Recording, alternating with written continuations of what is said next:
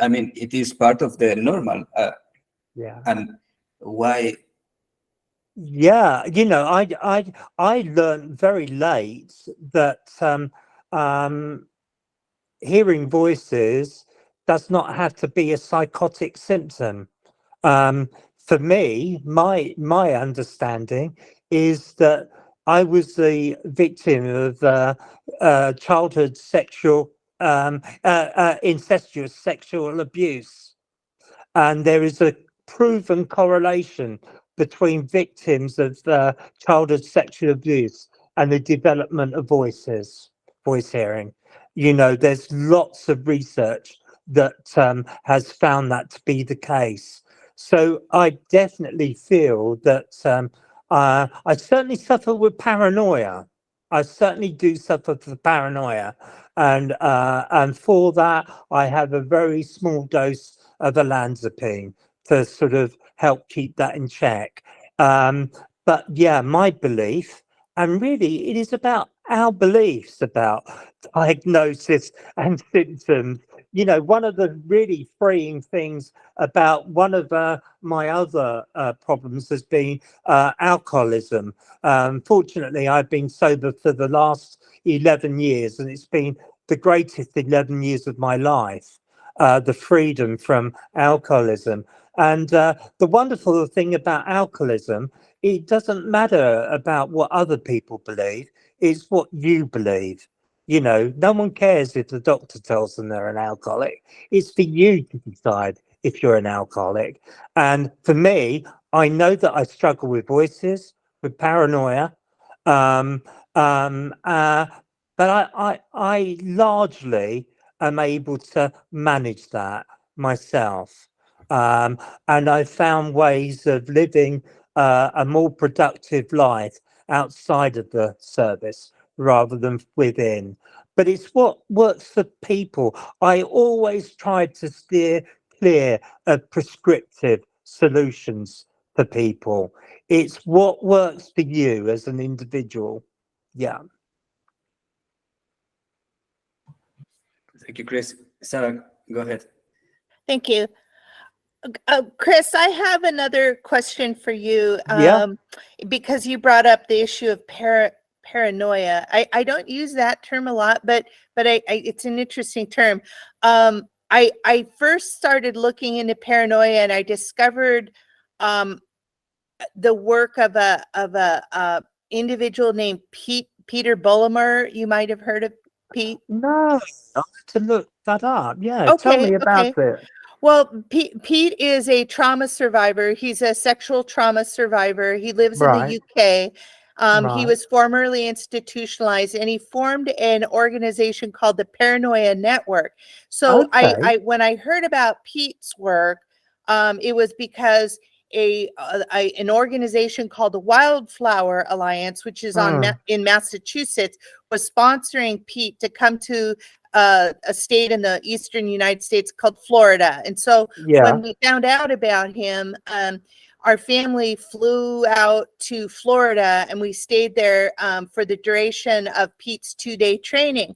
And I found it Right. enormously helpful for our whole family to take the stigma of paranoia off my daughter's shoulders, and for all of us to explore as a family how we were all where we all were on the spectrum of paranoia. Absolutely. And I didn't even realize before Pete presented this way that paranoia is actually a spectrum, and all of us fall Yes. on the spectrum, and Yeah. we kind of come and go on the spectrum depending Yeah, on our I changing life fluctuate. circumstances. Yeah. Sometimes if someone hasn't replied to a text message within 5 minutes, I'm absolutely catastrophizing and think the worst possible sort of I reasons can for that. understand. But I've done that too. other times I can go weeks and weeks and weeks and I hardly notice it. But it's interesting you mentioning that guy. One of the things that helped me reevaluate my relationship with my voices was Ron Coleman. Have you come across Ron Coleman? Yeah, I just got back from their house in the Isle of Lewis 2 Oh weeks my ago. I God! Well, went to their training. I know Ron and Karen well, and their I love children. Karen. Yeah, and certainly, for years and years and years, I was told by mental health professionals, do not listen to your voices, and definitely don't talk to them.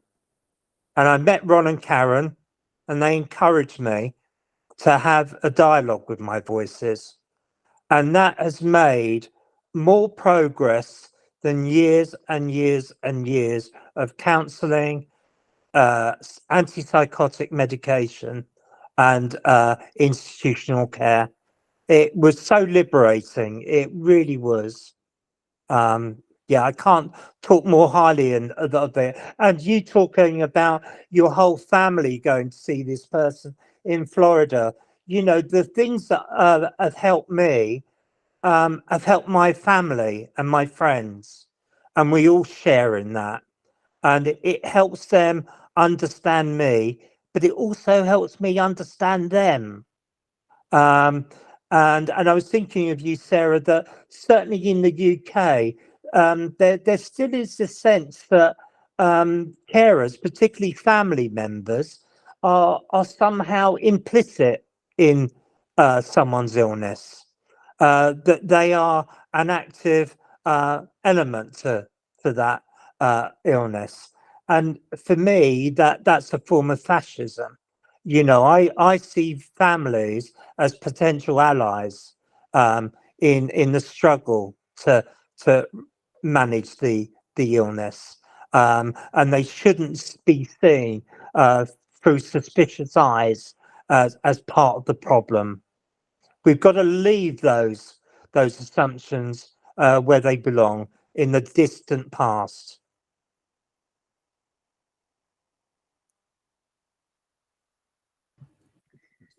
Thank you, Chris.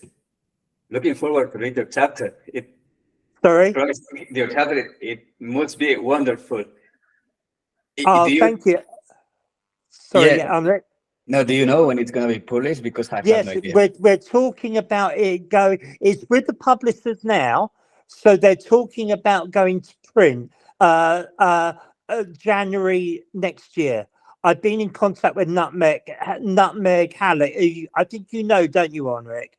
And that's her recent response to me, that it should be about January next year.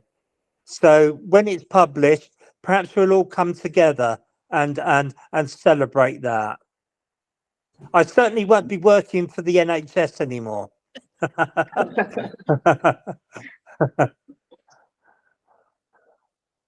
Thank you, everyone. I think I'll leave it there, Henrik, if that's okay with you, and give others a chance. Yeah, but thank you I'm so going to much. stay. I'm going to stay and listen to everyone else. Now it's Sarah's turn, and you don't. Thank you, both of you, to be here as well. Thank you, Chris. Thank you. Well, that kind of segues pretty nicely into my presentation, doesn't it, Henry? Because there's so much overlapping. I had no idea there'd be so much overlapping between my presentation and Chris's. Indeed, it's wonderful. Sarah, I am not going to introduce you. You are part of Mind Freedom, and please go ahead. Okay, well, so without further ado, as I stated, my name is Sarah Smith, and I am with Mind Freedom International. And I feel I'm feeling kind of empowered to tell part of my personal story because of Chris's feedback. So thank you, Chris, for that feedback, because my personal narrative overlaps my daughter's narrative, and I don't always have a clear sense of what is okay to share publicly. So when I'm feeling less clear about how to share my daughter's story, I kind of go back to my fallback or my default position, which is I am using my personal story, eyewitnessing my daughter's story in the mental health system in the United States, her abusive treatment, and maybe parts of her recovery to kind of fuel my activism. And my activism stems for a really firm belief that we need to have a global revolution in mental health system. So it was very, very inspiring for me to meet Darius virtually just about an hour ago, because I consider him to be like a major founder of the CRPD, or Convention on the Rights of People with Disabilities. So that was very inspiring for me.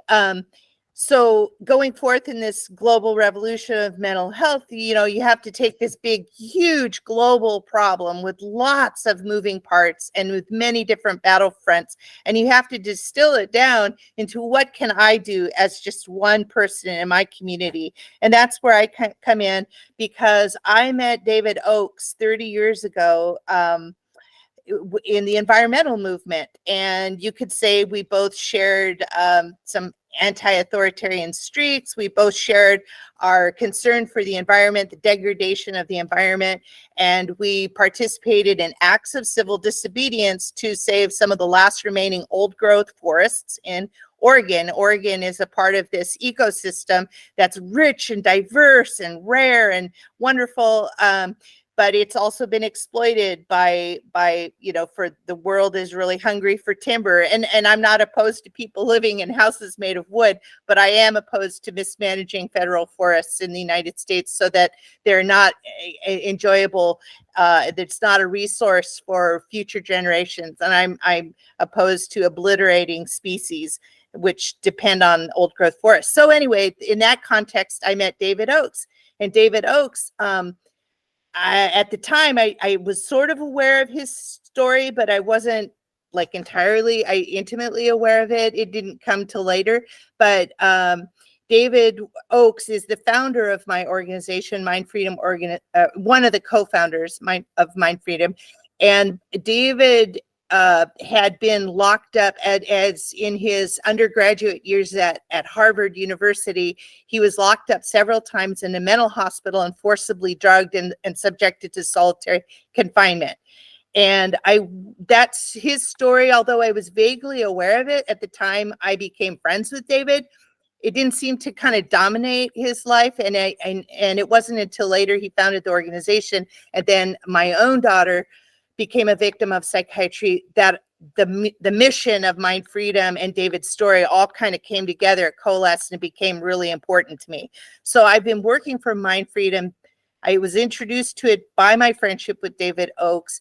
And when David had a life-altering physical accident in which he broke his neck, David Oakes, the co-founder of Mind Freedom, is currently paralyzed. He took medical leave of absence. That was over 10 years ago.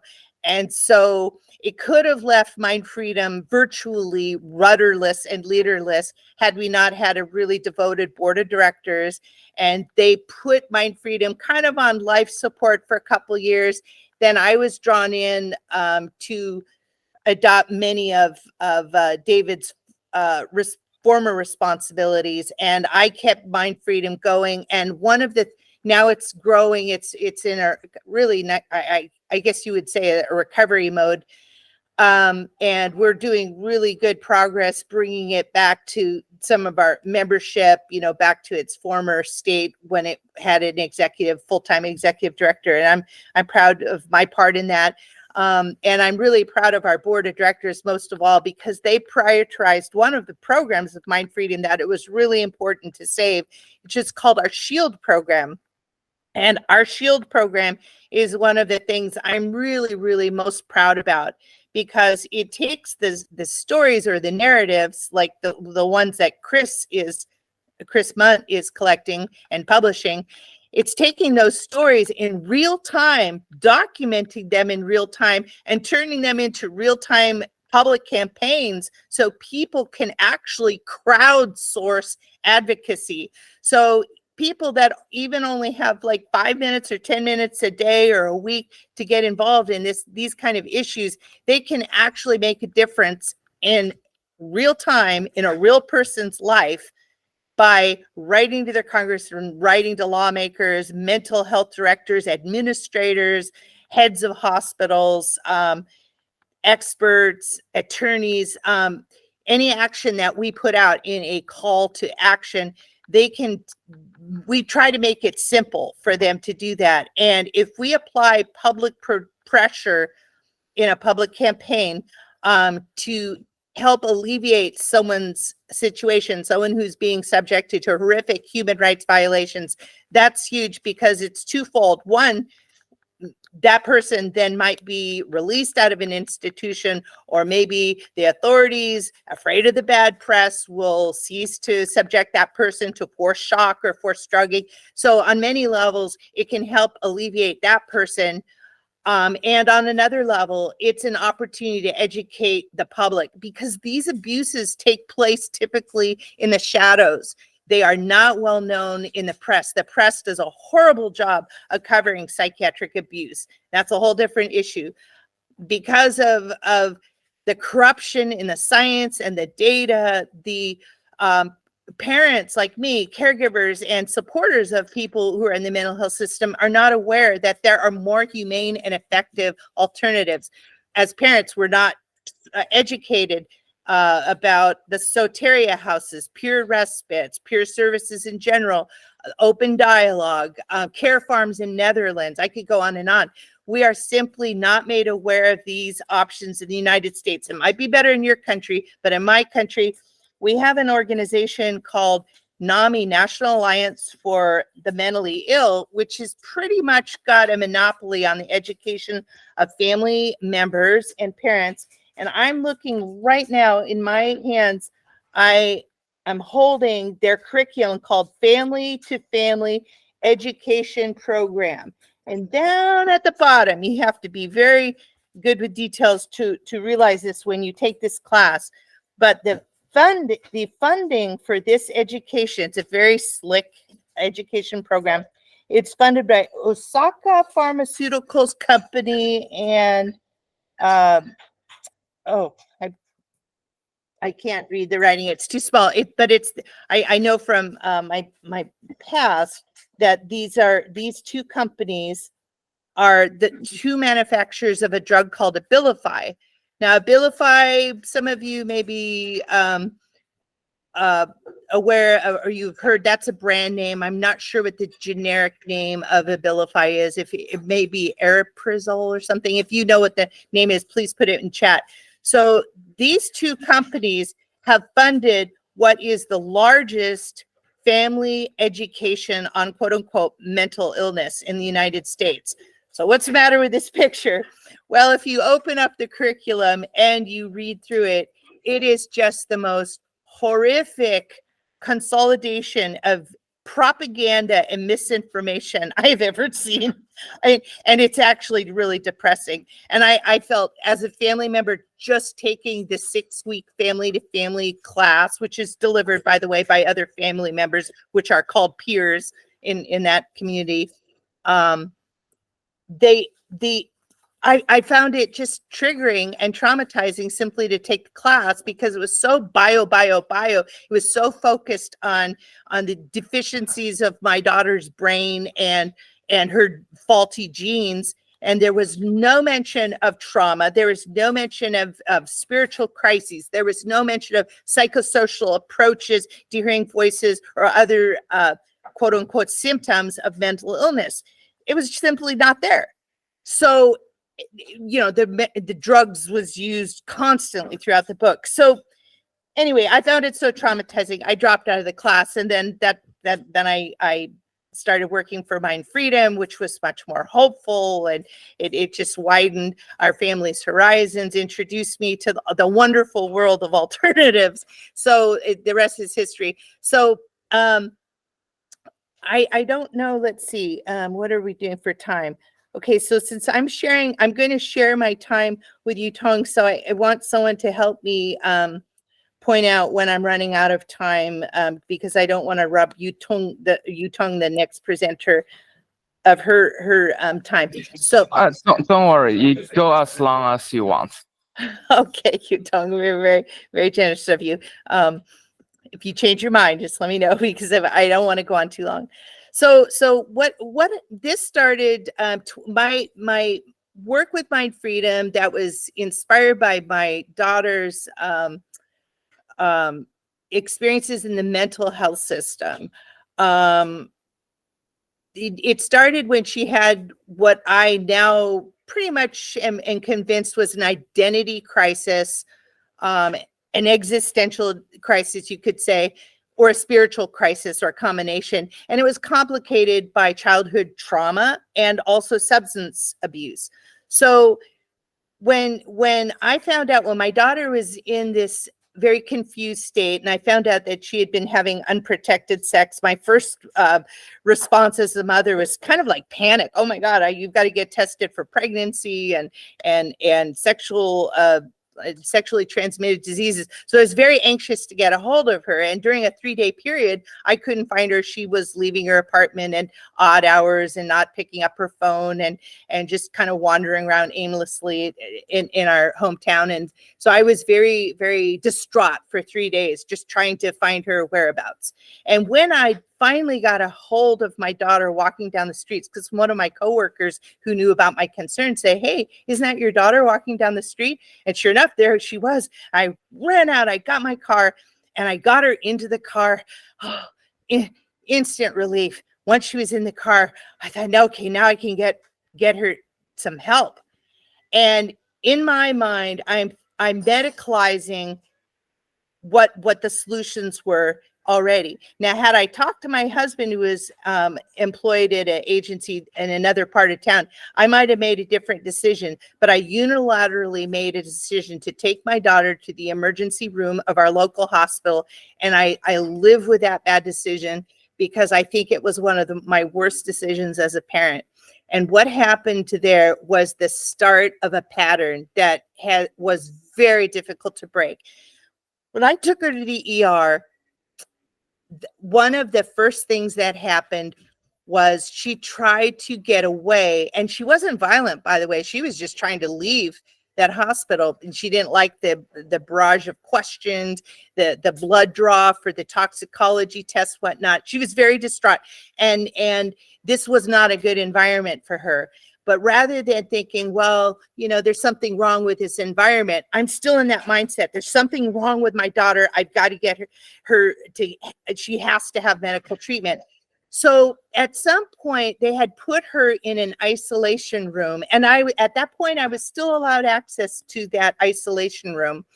But at some point, I was drawn away by a staff member in order to fill out paperwork. And by the time I got back to the isolation room, my daughter was in restraints, and she had been forcibly injected with Haldol Paradol. And that she just lost it. At that point, she was just going bonkers, wildly trying to get out of these restraints. She was having a full-blown panic attack, screaming at the top of her lungs. By that time, my husband had got back from his office. He had gotten down to the hospital to meet me, and he asked the nurse immediately, "Is this necessary?" Seeing his baby daughter in restraints had to have been traumatizing for him as well. But his reaction was so much, in retroactively speaking, was so much more appropriate than my reaction. He was immediately questioning authorities. Like he's like, "Get my daughter out of these restraints." And they did. But as soon as they got my daughter out of this restraints, the same nurse that applied the 5-point restraints was the one loosening them.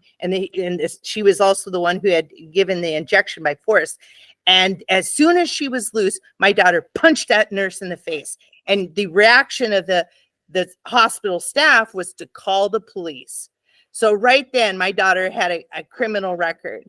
And this is the problem of medical health care in the United States. The medical system applies force and violence to people who are in great distress, and then they react sometimes, not all the time, but sometimes they react violently. My daughter, by the way, had never been violent in her life that I know of before that instant. But now she's a criminal capable of assault. At least that's what the record shows. So long story short, I get involved with Mind Freedom to change the mental health system. And I become aware of this program called The Shield. And The Shield is, I think, a wonderful program because it gives people whose voices have been suppressed a chance to tell their story.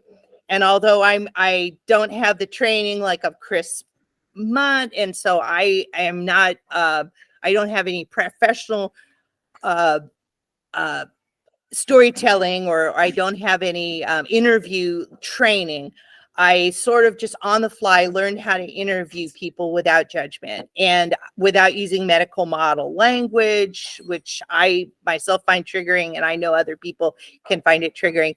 So as a part of the SHIELD program, one of the first things we do when people call for support or for help or to file a complaint, or not file a complaint, but just make a complaint in general to anyone they think will be sympathetic, that's the majority of the calls we receive at Mind Freedom.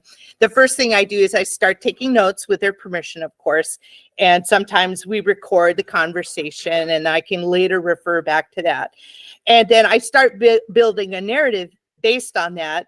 And depending on the level of restrictions they're under, it can be very hard to call some inpatients back on the phone. Sometimes you need a passcode. Sometimes they lose their phone privileges specifically because they're talking to a human rights organization and word gets out that we're concerned. And so for a variety of reasons, people may be afraid to continue to engage with us. They may be afraid of retaliation, but depending on each situation, we're able to build on the narrative. I start a draft and then we build on it, and they approve of the draft. And once they approve of that, we call it a SHIELD alert. It's basically a narrative. What happened to me and what I want to change, my goals, and how people can help me. That's what a SHIELD alert is. So it might be as simple as call my congressman, I'm being electroshocked by force. It might be call or email the administrator of this hospital. This person is being drugged against their will and they're having a terrible side effect called akathisia and nobody's listening to them. So a SHIELD alert will have a call to action, and we try to make it as possible for busy people to take action and simply by taking a template we provide or talking points that we provide, and here, do this. It will take 5 minutes of your time. Every SHIELD campaign is really different, but I can really relate to what Chris said about this personality disorder. This is a form of retaliation. I'm calling it a pattern because I'm seeing it more and more. When people call Mind Freedom and then they launch an effective SHIELD alert, and by effective I say, the things that some of their goals are actually achieved because we shed public light on it together. When that happens, oftentimes then the mental health authorities or the psychiatrists or the treatment team will come back and add a new label to that person's cornucopia of existing psychiatric labels, and then personality disorder always comes up. It's either oppositional defiant disorder or narcissistic personality disorder. So this person not only has a chemical imbalance, this person also has a personality disorder. Talk about character assassination. Talk about, a nuclear bomb solution for someone who's already disempowered, maybe lost everything they have because of a long institutionalization or a long hospitalization. And now just to charge him with this horrible, give them a personality label as well. It's unconscionable. And I see it a lot. So it makes my blood boil. But on the other hand, the antidote for disempowerment is empowerment. And it is lovely for me to see people who spent many years in psychiatric facilities and they identify as ex-patients and psychiatric patients. It really gives me hope and pride to see ex-patients get involved in SHIELD campaign by going to bat for another person. It really gives me hope and inspiration to see psych survivors come out of a really bad situation and say, wow, thank you to this community for helping me. And it's just really, really wonderful to see friendships being formed. You know, a friendship that might have started because of a shield campaign or someone advocating on behalf of another, then it blossoms and it expands and it turns into friendship. And then these friendships may, you know, unfold over years and years. So it's linking people together. And, you know, I've seen people from the United States advocating for people in Australia and vice versa. So the UK, there are quite a few countries where we've issued campaigns, although most of them do tend to be centered in the United States. We hope to expand and build more boots on the ground in other countries so that shield campaigns will become more common outside the United States. But it is very USA centered for now. So right now, the campaign that we're involved in, I want to just take a little bit of time to tell you about that campaign, to give you kind of an idea of some of the intersections of forced psychiatry, criminal law, or the criminal justice system, the prison system. So I think it does it's a good illustration of intersectionality. But before I tell the story of Don DeZuba, I'm wondering if there's any questions or if anyone wants to make a comment. Chris has raised his hand. Chris, go ahead. Yeah, thank you, Sarah. That was really, very, very interesting. There's so many aspects that I'd like to explore, but if I can just sort of validate that sort of sense that you were conveying about we take people from the outside where they have liberty and freedom, and we place them in an institution, and then when they react to that removal from freedom and liberty, and they react to it quite naturally with feelings of frustration, anger, agitation, what do? We suppress that.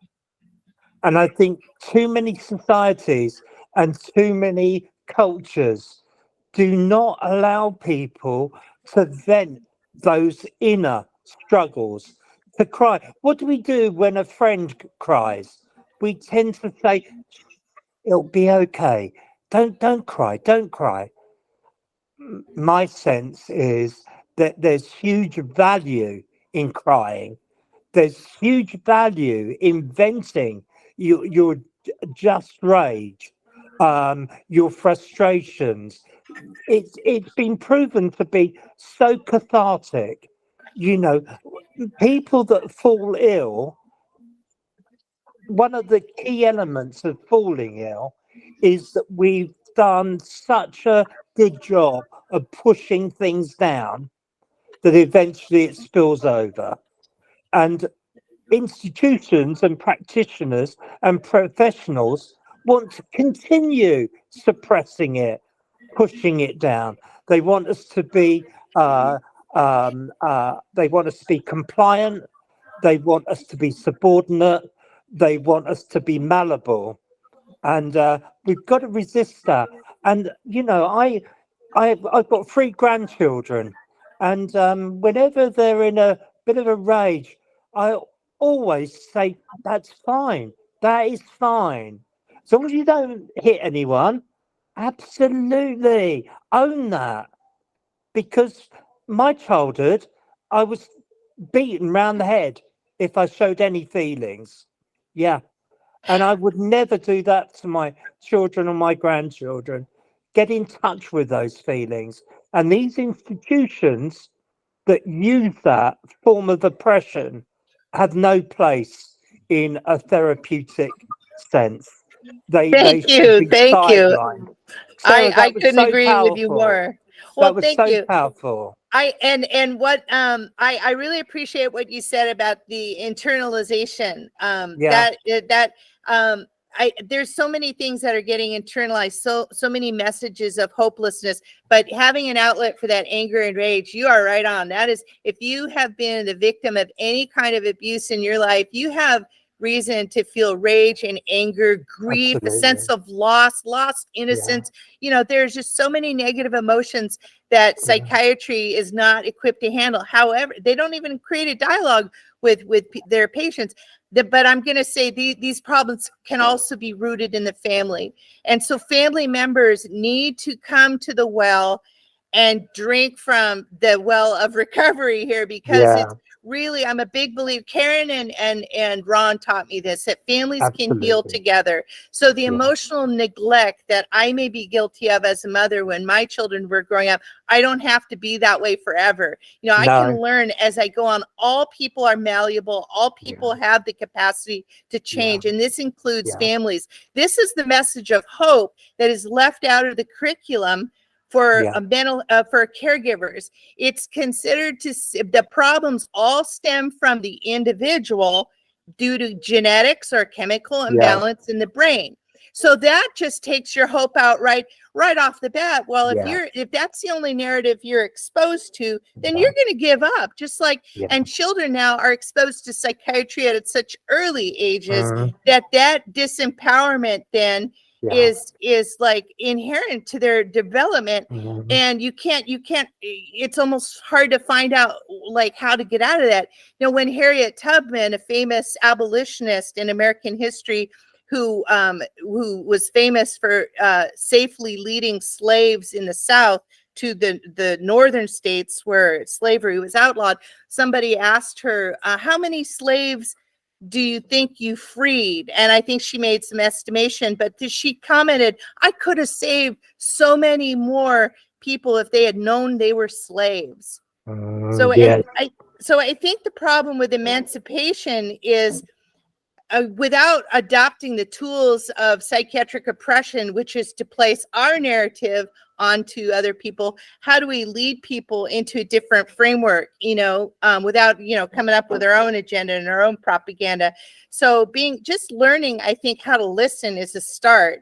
And going back to the SHIELD campaign, you know, we really are keen on training like a small army of volunteers, unpaid professionals, preferably people with lived experience.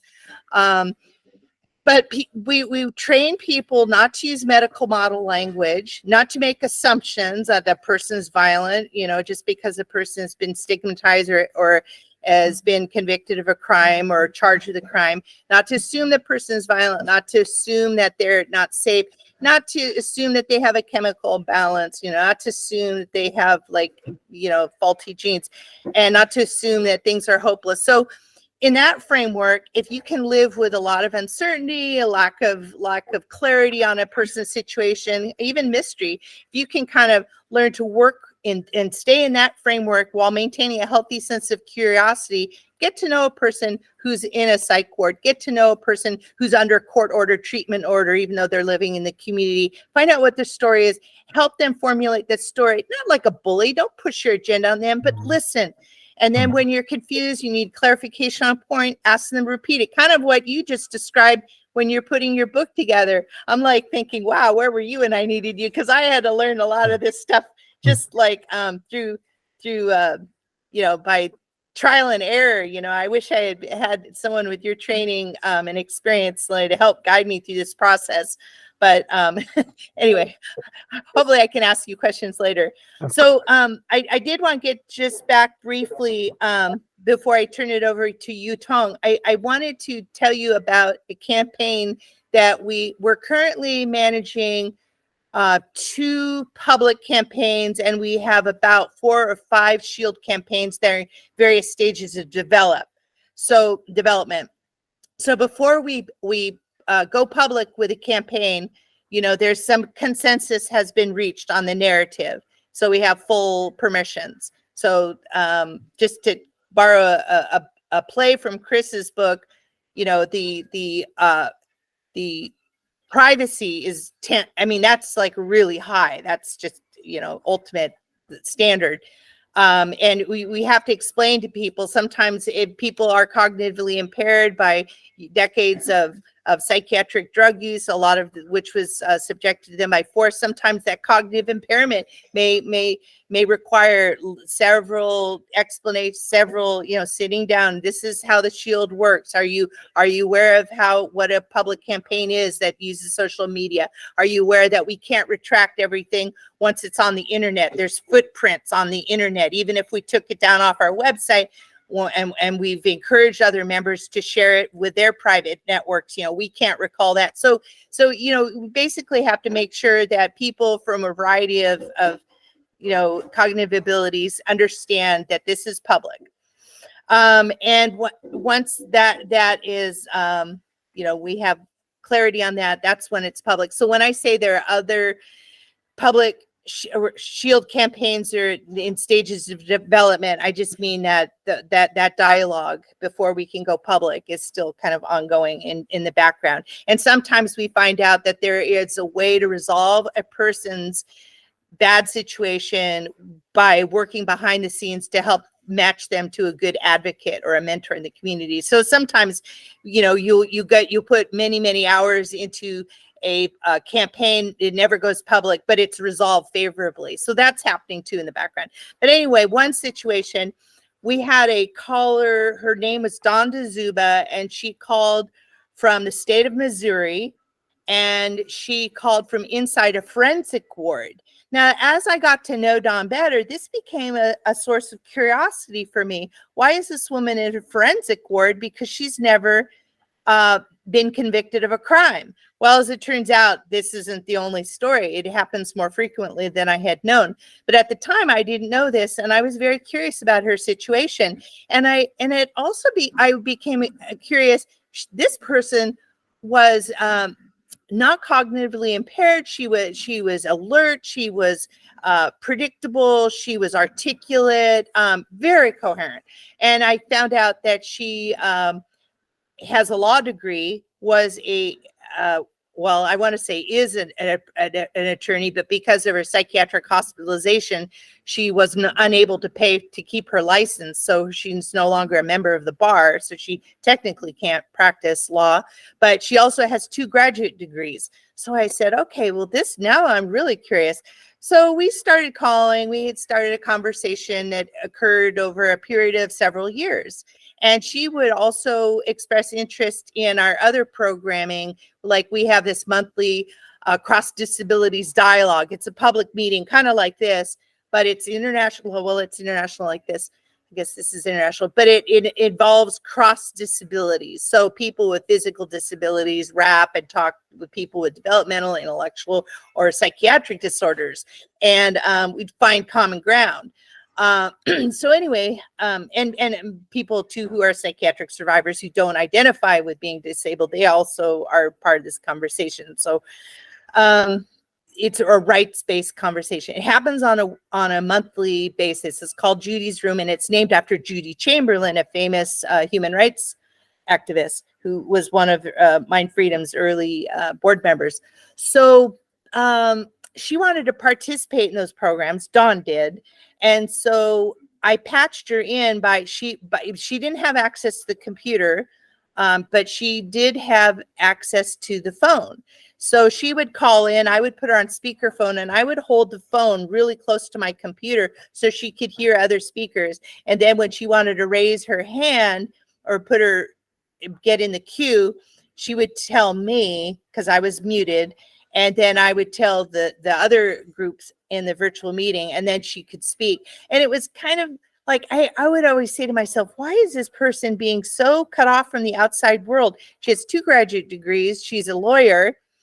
And she can't even have access to a computer. So I come to find out that 10 years ago, she had accused one of her colleagues at a university of misappropriating federal funds. Now, we're not talking about just a couple $100 like petty cash. We're talking about millions of dollars of research funding. And it had something to do with big tobacco. And those of you who followed the big tobacco controversy knows there's a huge controversy and settlement involving big tobacco. So anyway, she had accused this colleague of misappropriating funds, and then she went to a meeting involving her colleagues that she was not invited to, and they called the security, they called the police, and they charged her with trespassing. And then let's see, then in a follow-up email, I believe she made a comment to one of her former colleagues, and it was CC'd to all of their mutual colleagues, and the recipient of that message considered it to be threatening, and they later called it a terrorist threat. And so based on those two accusations, she was charged with trespassing and making terrorist threats, but she was never convicted of it. And she never was given a jury trial. And instead, she was put under guardianship, which basically took away all of her right. It took away her right to live where she wanted to live. It took away her ability to make her own medical decisions. So she was being subjected to psychiatric treatment for 10 years. She's been in this forensic facility, which, though she's never been convicted of a crime, something didn't smell like pass the smell test here. So, you know, we talked about her shield alert, and she always said, no, I'm going to find a different way around my situation. I don't want to go public. You know, maybe she wanted to protect her reputation or something. So I didn't get a call from her until I went almost a whole year, I think, without hearing from her. Then I got a call in July from her, and she was feeling, I could tell she was under a lot of stress. And she said, I think I want to issue a public shield alert. And I said, what's going on? And she said, well, I filed a complaint against another staff member. And by the way, that's something that people in the United States are legally entitled to do, is file a complaint against an abusive staff member. And she said, in retaliation, they're taking away all my visitors, all my trips to the library. I can't leave the ward. I can't leave my room most of the time. I don't have access to the phone. If I'm seen on the phone, they're going to come grab the phone away from me. Sure enough, like within a couple of minutes of her having said that, a staff member saw that she was on the phone, grabbed the phone, clicked it, and that ended that conversation. So ever since, our conversation have been very intermittent, very unstable. I never know when we're going to get hung up. But we did get enough information to know she wanted to issue a shield alert, so I started working on it. And what we are probably 3 months into Dawn's shield campaign right now, and we've got some interest in 2 lawmakers at the state and federal level who are starting to look at her case, but still no interest from the media. This has always been a huge barrier for us, is to get media attention for these shield campaigns. So I'm just gonna leave it at that, because I don't want to steal too much of Yu Tong's time. I think I've already kind of gone over my share of the time. And so I do want to introduce you to Yu Tong. Yu Tong's pronouns are she and they. Yu Tong is associated with the University in New York, and I've forgotten. Yu Tong will have to tell you herself, and forgive me, Yu Tong. Yu Tong is a mathematician and does a lot of computer work, and has recently started volunteering for Mind Freedom, which I'm very grateful for. I'm very excited maybe to work with Yu Tong on updating our website and our communications platforms. But yeah, so I just want to turn it over to her now, and maybe if there's questions for the remainder of what I said, maybe Yu Tong and I can take those questions together, however Eric wants to do that. Hello, can you all hear me? Hello, With you, Tong. Thank you. can you hear me? I can hear you. Okay, great. Now can you see my screen? We Are you can, able- but it's so small. It needs to be spotlighted. And Enrique, do you know how to spotlight her screen in Google? Yes. Yeah, then you do it. I can see if I can get the camera working. Well, I can see your screen, but it's too small. They need like maybe I need to change my view on my end so I can see it better. I will also work on the settings now. Is the spotlight. If we silence the mic, he's gonna be on top, and I will work to make it better if I can. Okay. Meanwhile, I we don't can think. hear you great, Yutong. Yeah, okay. Then I don't think I can get the camera working. I tried so hard, but yeah. So so